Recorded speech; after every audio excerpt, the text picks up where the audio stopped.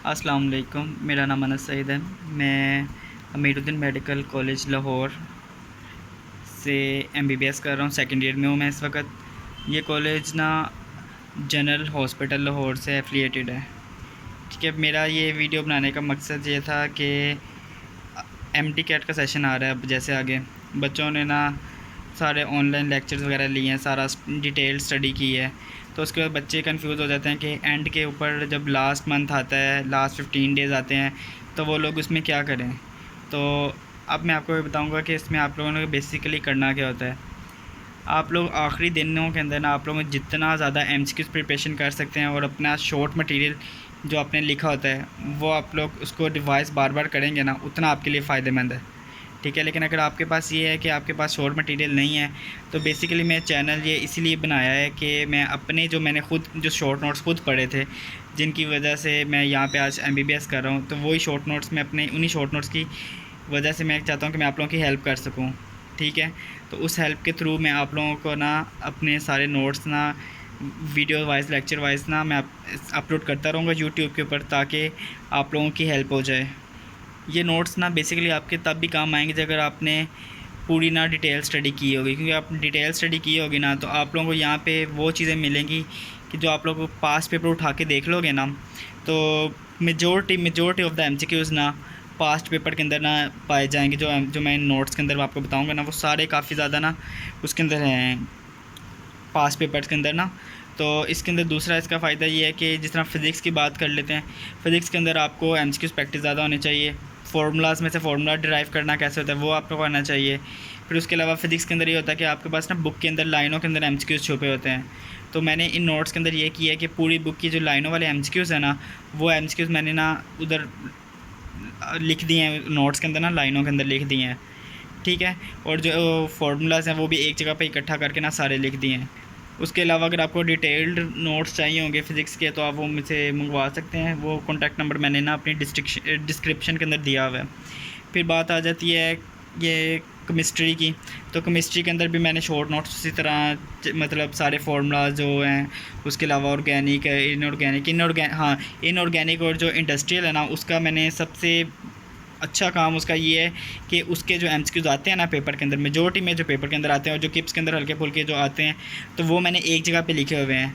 ठीक है, तो अगर आप लोग वो वहीं से पढ़ लेते हो ना, तो इंशाल्लाह बड़ी उम्मीद है कि उसी में से पेपर आएगा। मेरी दफ़ा तो उसी में से लग गया था पेपर, उसी में जैक लग गया था मेरा।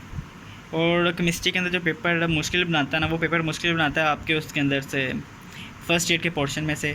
ठीक है, वो भी मैंने कवर किया हुआ है उसमें। उसके अलावा ना पेपर के अंदर ना जो ऑर्गेनिक के अंदर आता है, ऑर्गेनिक के अंदर आपको डायरेक्ट रिएक्शन आ जाता है। उसके अलावा आपसे ना क्वेश्चंस के अंदर से वो आपसे पूछ लेता है कि रिएक्टेंट्स और कैटलिस्ट वगैरह पूछ लेता है, और कंडीशंस का बहुत ज़्यादा एमसीक्यूज़ आता होता है। फिर बात करते हैं कि इंग्लिश के अंदर ये है कि इंग्लिश के अंदर आप लोगों ने ना रूल्स मैं कवर करवाऊँगा, मतलब जो रूल्स हैं वो कवर करवाऊँगा।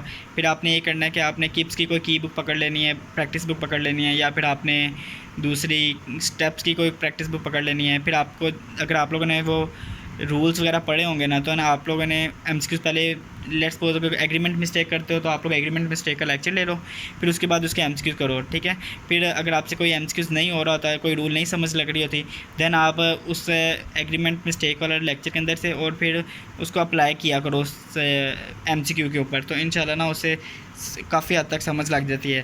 क्योंकि इंग्लिश के अंदर ये होता है कि पेपर के अंदर आपको जाके कोई रूल वगैरह याद नहीं रहता, लेकिन अगर आपने 3-4 दफ़ा रूल पढ़ा हो ना, देन आपकी जहन में स्ट्रक्चर रह जाता है सेंटेंस का ना। देन आप जब उसको रीड करते हो ना, 1 दफ़ा 2 दफ़ा रीड करते हो उस पर क्वेश्चन को, तो आपके मुंह से खुद ब खुद ना अल्टीमेटली वो स्ट्रक्चर की बेस पे ना आपके मुंह से वो सेंटेंस प्रोनाउंस हो जाता है। ठीक है, जिसकी वजह से आपको सही एग्जैक्ट आंसर का पता चल जाता है। और वोकैब की बात कर लेते हैं। वोकैब के अंदर वोकैब को याद करने का तरीका ये है कि वोकैब को आप याद कर सकते हो मीम्स के थ्रू। मतलब आपके पास कोई वर्ड दिया जाता है ना, तो आप उस वर्ड के अंदर कोई ना कोई निशानी रख लो। पहले तो आपको उस वर्ड का ना उर्दू मीनिंग आना चाहिए, फिर उसके अंदर आप उसकी ना निशानी रख लो कि इसका ये वर्ड है, तो आप इसके अंदर ये निशानी ढूंढ सकते हो। आप इसके अंदर इस तरह निशानी के थ्रू अपना वो फ़ौरन क्लिक हो जाए कि वो वर्ड है। ठीक है, उसके अलावा ये है कि आप अगर आपके 200 वर्ड हैं या 800 हैं 600 हैं, तो आप उसके हिसाब से ना आप रोज़ के ना 20-25 ना वर्ड्स उनकी वोकैब याद कर लिया करो। ठीक है। और जो मीम्स वाला था, वो मीम्स वाला ये था कि अल्हम्दुलिल्लाह मैंने जब एम कैट दिया ना, तो मेरा वो कैब का कोई सिंगल एमसीक्यूज़ नहीं गलत हुआ। क्यों? क्योंकि मैंने वर्ड के अंदर कोई मीम ढूंढ रखी होती थी, फिर उस मीम से मुझे फ़ौरन पता चल जाता था कि इसका आंसर ये हो सकता है। फिर उसके बाद बात कर लेते हैं बायोलॉजी की। बायोलॉजी के मैंने नोट्स नहीं बनाए, क्योंकि बायोलॉजी का ये है कि बायोलॉजी की आपको एक एक लाइन आनी चाहिए, ठीक है। एक ही लाइन में से वो आपको 4 तरह एमसीक्यूज़ बना के दे देता है। बायो का कोई एमसीक्यूज़ ऐसा टेक्निकल नहीं होता, सिर्फ बायो के अंदर ये होता है कि आपका रट्टा कितना मजबूत है। बायो के अंदर आपने रट्टा ही लगाना है। उसके अलावा लास्ट बात जो मैंने करनी थी, वो मैंने ये करनी थी कि जो आप लोगों के जो केमिस्ट्री के और इंग्लिश के नोट्स हैं ना, उनको थोड़ा मैंने एलेबोरेट किया हुआ टॉपिक वाइज। लेकिन जो फ़िज़िक्स के हैं ना, उनके अंदर ये है कि जो लाइनें हैं ना बुक की, वो वैसे ही मैंने लिख दी हैं। उसके अलावा ना जो फार्मूलाज हैं वो इकट्ठे करके लिखे हुए हैं, ठीक है। तो वो आप लोग देख लो, आप लोगों ने खुद पढ़ने हैं, ठीक है। उसके अलावा ये है कि जो फ़िज़िक्स वाला है, वो अगर मैं आपको बारी बारी एक्सप्लेन करना शुरू कर दूं तो वो बहुत ज़्यादा, क्योंकि वो आप लोगों ने डिटेल स्टडी जो आप लोग एम कैट के सेशन में की है, तो उससे आपको पता चल गया होगा कि किस तरह सॉल्व करते हैं।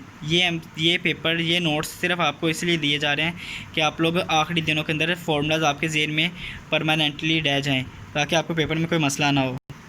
और अगर आपको चैनल पसंद आए तो काइंडली मेरी एफ़र्ट को ज़ाया ना होने दीजिएगा, चैनल को सब्सक्राइब कर दीजिएगा और अप टू डेट रहिएगा।